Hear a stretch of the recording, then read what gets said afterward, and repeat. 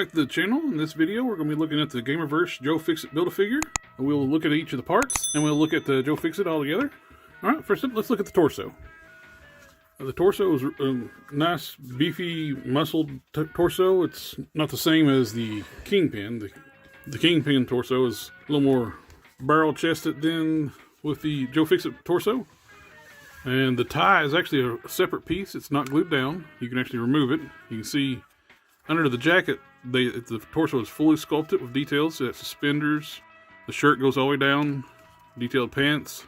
I'm thinking they're planning on reusing this body for another character later on.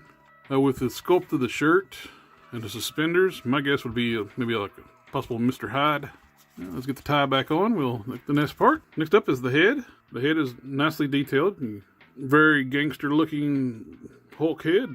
Based on the GamerVerse skin video, but I would love to, they would do like a deluxe figure later on. Give us a comic style head and paint job with the gray suit with the pinstripes.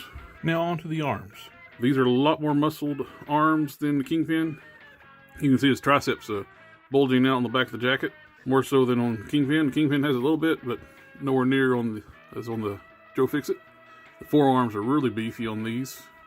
There's no bicep swivel. Next up, let's look at the legs. The legs are constructed very much like the Kingpin's. Single joint knee, swivel at the knee. The foot is actually on there's a separate piece that connects up into the leg that the foot connects to. So it rotates independently, where it's a separate part. Now let's go ahead and snap Joe Fixit together.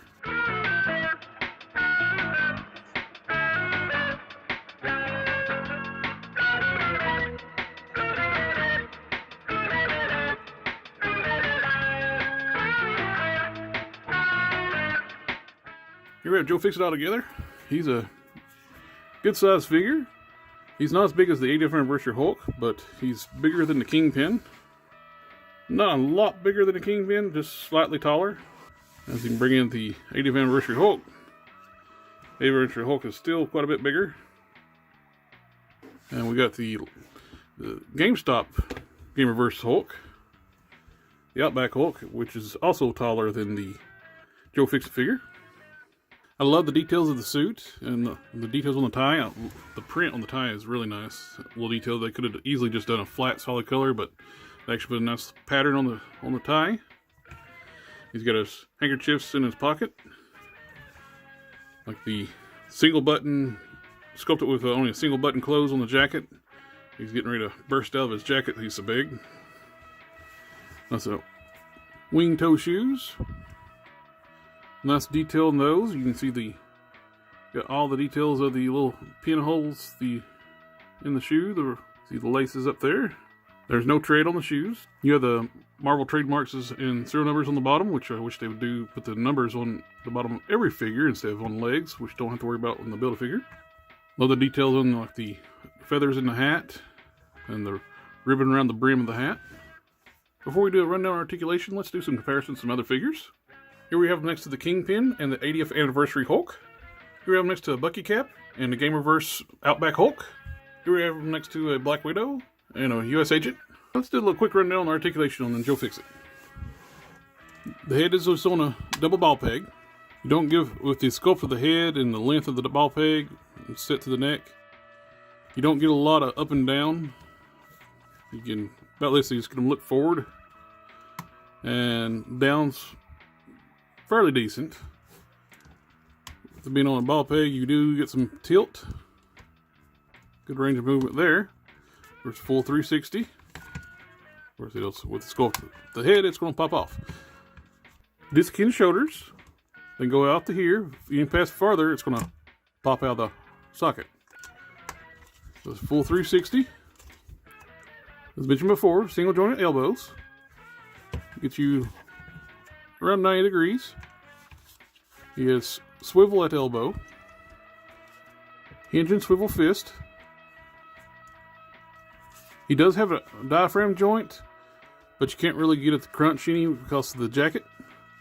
The movement you get is in the hips.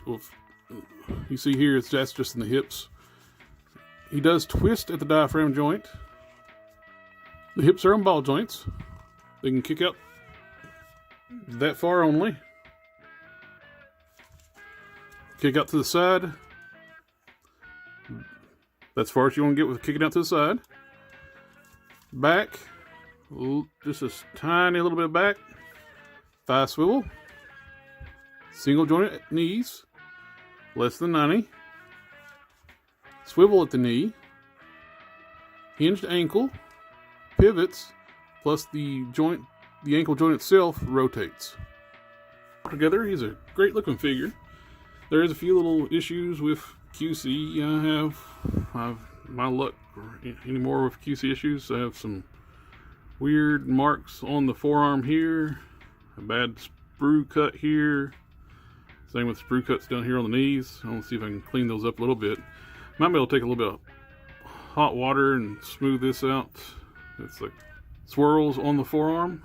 Even with those, it's a great looking figure, and I'm a huge Hulk fan, so I had to get the entire way so I can build my Joe Fixit. He's going to make a great addition to my Hulk shelf. I am curious to see what they're going to end up reusing this body for.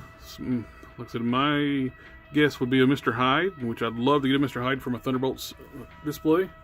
I can't really think of too many characters that would, as big and bulky like this, would need to be a suit body. If you can think of any other characters that could be used on this body, please comment below. Even if you're not a Hulk fan, I'd recommend getting this figure. It's such a great, imposing, big, muscle-bound gangster look. I think it'd be a good addition to anybody's shelf. Can't recommend this one enough. It's just a stunning-looking figure. Great design. The articulation, of course, is a little limited because the way they did the suit. But with the profile look of the figure, it's worth some sacrifices sometimes with articulation. But other than that, that's all I got to say, and Hulk smash!